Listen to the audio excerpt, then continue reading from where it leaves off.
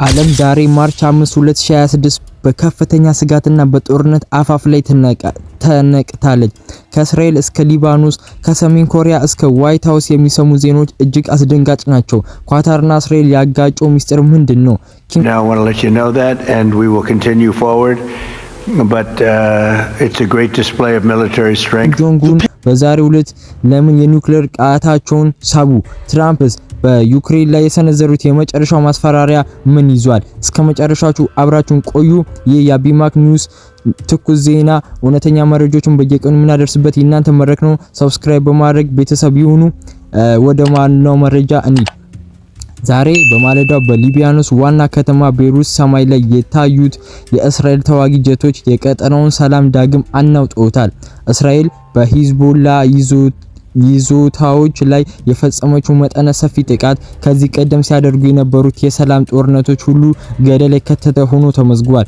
በተለይ ለወራት ስታማልድ የነበረችው ኳታር በእስራኤል ድርጊት ክፉኛ መቆጣቷን ጥቃቱ ካልቆመ ከድርድሩ ራሳችን እናገላለን የሚል ጠንካራ መግለጫ ማውጣቷን ተከትሎ በቴል አቪቭና በዶሃ መካከል ያለው ዲፕሎማሲያዊ ግንኙነት ወደ ከፋ ደረጃ ወርዷል። በእንደዚህ እንዳለ የአሜሪካው ተመራጭ ፕሬዝዳንት ዶናልድ ትራምፕ ዛሬ በሰጡት ድንገተኛ መግለጫ የዩክሬን ፕሬዝዳንት ዜሌንስኪ ከሩሲያ ጋር ወዲያውኑ ለድርድር ካልተቀመጡ አሜሪካ የምትሰጠውን ማንኛውም ወታደራዊ እርዳታ እንደምትሰርዝ በይፋ አስታውቋል። ይህም በኪየቭ በኩል ትልቅ ክህደት ተብሎ የተፈረጀ ሲሆን የሩሲያ ጦር ግን ይህ አጋጣሚ በመጠቀም በምስራቅ ዩክሬን ግስጋሴውን ቀጥሏል። በሌላ በኩል ከሩቅ ምስራቅ እየመጣ ያለው ዜና ይበልጥ አስፈሪ ሆኗል። የሰሜን ኮሪያው መሪ ኪም ጆንግ ኡን ዛሬ በነበር የጦር ሰራዊት ስልጠና ላይ ተገኝተው ጦራቸው ለኒውክሌር ጦርነት ዝግጁ እንዲሆንና አስፈላጊ ከሆነም ጠላትን ቀድሞ የመምታት እርምጃ እንዲወስዱ ተናግሯል። ሰሜን ኮሪያ ዛሬ ያስወነጨፈችው አዲስ ረጅም ርቀት ተኳሽ ሚሳኤል የጃፓንን ባህር አቋርጦ ማረፉ ከአሜሪካና ከደቡብ ኮሪያ በአካባቢው ያላቸው የጦር ዝግጅቶች እንዲጨምሩ አስገድዷቸዋል። ወደ መካከለኛው ምስራቅ ስንመለስ የኢራን ወታደራዊ መሪዎች በእስራኤል ላይ ታሪካዊ የተባለ ምላሽ ለመስጠት ዝግጅታቸውን ማጠናቀቃቸውን ገልጸው በመቶዎች የሚቆጠሩ ሚሳኤሎች፣ ድሮኖች ወደ ድንበር መጠጋታቸው የሳተላይት ምስሎች እያሳዩ ይገኛሉ። ይህ ሁሉ ውጥረት ባለበት ወቅት የየመኑ ሁቲ አማጽያን ዛሬ በቀይ ባህር በሚገኙ የአሜሪካ ጦር መርከቦች ላይ ያነጣጠረ ጥቃት መፈጸማቸው በይፋ አስታውቋል። በዚህ ዋና ኩነቶች በተጨማሪ ዛሬ በምስራቅ አውሮፓ በኩል በሌላ አዲስ ውጥረት ተፈጥሯል። የቤላሩስ ጦርነት ከሩሲያ ጋር በመሆን በፖላንድ ድንበር አቅራቢያ መጠነ ሰፊ ወታደራዊ ልምምድ መጀመሩ የኔቶ መረጃ አመልክቷል። ፖላንድ በበኩሏ ሉዓላዊነት ከተደፈረ አንታገስም በሚል በ10 ሺዎች የሚቆጠሩ ወታደሮቿን ወደ ድንበር አጉዛለች። በአፍሪካ ቀንድም ቢሆን የሱዳን ግጭት ወደ ጎረቤት ሀገራት የመዛመት ስጋት ማየቱ የሰላም ድርድሩ መክሸፉ ዛሬ በዓለም አቀፍ የጸጥታ ምክር ቤት አጀንዳ ሆኖ ቀርቧል። ዓለም አቀፍ የንግድ መስመሮች በድጋሚ በመዘጋታቸው የነዳጅና የሸቀጣ ሸቀጦች ዋጋ በዓለም ገበያ ላይ ከፍተኛ ሁኔታ ሊጨምር እንደሚችል ስጋት ተፈጥሯል። ዛሬም በመላው ዓለም የሚገኙ ዲፕሎማቶች ይህን እየባባሰ የመጣው የጦርነት ስጋት ለማርገብ ስብሰባ ላይ ቢቀመጡም በመሬት ላይ ያለው እውነታ ግን ወደ ታላቁ ጦርነት እየተቃረበች በመሆኑ እያሳየ ነው። ክቡራትና ክቡራን የዛሬው ማርች 2026 ዓለም ዜሮች እነዚህን ይመስላሉ። ሁኔታዎች በየሰከንዱ እየተቀያየሩ በመሆናቸው እኛም ተከታትለን እናቀርብላችኋለን። እነዚህ ግጭቶች ወዴት ሊያመሩ ይችላሉ? የእናንተን አስተያየት በኮሜንት መስጫው ላይ አሰፍሩልን። እንዲሁም እየቀጠልን እንገኛለን። ከነዚህ ኩነቶች በተጨማሪ ዛሬ የወጡ አስገራሚ መረጃ እንደሚያመለክተው በታይዋን የባህር መሽመጥ ላይ የቻይና የጦር መርከቦች ከዚህ ቀደም ታይቶ በማይታወቅ ሁኔታ ድንበር ጥሰው መግባታቸው የታይዋን መከላከያ ሚኒስቴር አስታውቋል። አሜሪካ በፓሲፊክ ውቅያኖስ ላይ የሚገኙ የጦር አውሮፕላኖቿን ወደ አካባቢው በማንቀሳቀስ ላይ በመሆኑም ሌላኛው የዛሬ የዓለም ስጋት ሆኗል። በምስራቅ አውሮፓም ቢሆን የቤላሩስ ጦር ከሩሲያ ጋር በመሆን በፖላንድ ድንበር አቅራቢያ መጠነ ሰፊ ወታደራዊ ልምምድ መጀመሩ የኔቶ መረጃ አመልክቷል።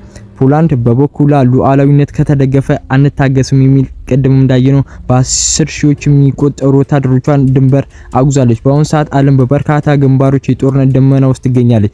ዛሬ በመላው ዓለም የሚገኙ ዲፕሎማቶች ይህን እየተባባሰ የመጣው የጦርነት ስጋት ለማርገብ ስብሰባ ላይ ቢቀመጡም በመሬት ላይ ያለው እውነታ ግን ወደ እየተፋፋመ መሆኑ ይገኛል።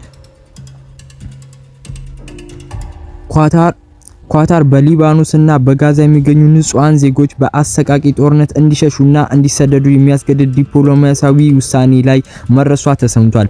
እስራኤል በሊባኖስ ደቡባዊ ግዛቶች በቤይሩት ላይ የጀመረችው መጠነ ሰፊ የአየር ድብደባ ቁጥር ካልተደረገበት በሚሊዮኖች የሚቆጠሩ ዜጎች ለሞት እንደሚጋለጡ ኳታር አስታውቃለች። በዚህ ምክንያት ኳታር ለዓለም አቀፍ ማህበረሰብ ባስተላለፈችው ጥሪ ዜጎች ደህንነቱ ወደ ተጠቀሙባቸው አካባቢ ወደ ጎረቤት ሀገራት እንዲሰደዱ የሚያስችል የሰብአዊ ኮሪደር እንዲከፈት ግፊት እያደረገች ትገኛለች። በተለይ በኳታር በኩል የሚመራው የሰላም ድርድር በእስራኤል እልከኝነት ምክንያት መሸፈኑ ተከትሎ ዶሃ ከእንግዲህ ለንጹሃን ደህንነት ዋስትና መስጠት አልችልም ማለቷ በሊባኖስ ህዝብ ዘንድ ትልቅ ድንጋጤ ፈጥሯል። ይህም በሺዎች የሚቆጠሩ ቤተሰቦች ዛሬ ማለዳ ላይ ንብረታቸውን ጥለው ወደ ሶሪያና ወደ ተለያዩ የባህር ዳርቻዎች እንዲሰደዱ ምክንያት ሆኗል።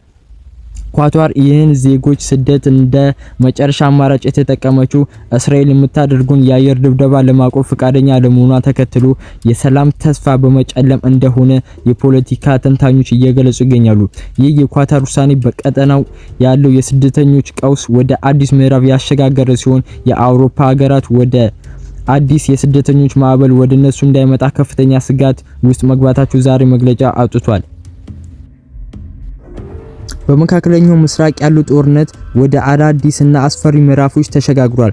እስራኤልና አሜሪካ በጋራ በመሆን በኢራን ዋና ከተማ ቴሄራን ላይ ያነጣጠረ መጠነ ሰፊ የአየር ድብደባ መፈጸማቸው ተሰምቷል። እስካሁን ድረስ በወጡ መረጃዎች መሰረት ከ5000 በላይ የተለያዩ ሚሳኤሎችና ቦምቦች በኢራን ወታደራዊ የመንግስት ተቋማት ላይ መጣላቸው ተረጋግጧል። ይህም ተከትሎ ኢራን በሰደደችው የአጸፋ እርምጃ በኳታር የሚገኙ ትልቁ የአሜሪካ ጦር ሰፈር በባላስቲክ ሚሳኤሎች መምታቷ ተዘግቧል። ኳታርም ሉዓላዊነቴ ተደፍሯል በሚል የራሷን እርምጃ የወሰደችው መብት እንዳላት አስታውቃለች። በሌላ በኩል ባህር ላይ ያለው ውጥረት እጅግ አደገኛ ከፍተኛ ላይ ደርሷል። በዛሬው ዕለት የኢራን ወታደራዊ መርከብ በስሪላንካ ባህር አቅራቢያ በአሜሪካ የባህር ሰርጓጅ መርከብ ተመታ ሰምጣለች። በዚህም ጥቃት ቢያንስ 80 የኢራን ባህር ኃይላት መገደላቸው ተረጋግጧል። ይህ ክስተት የሆርሙዝ የባህር መሽመጥና የቀይ ባህር መስመሮች ሙሉ በሙሉ እንዲዘጉ ምክንያት ሆኗል።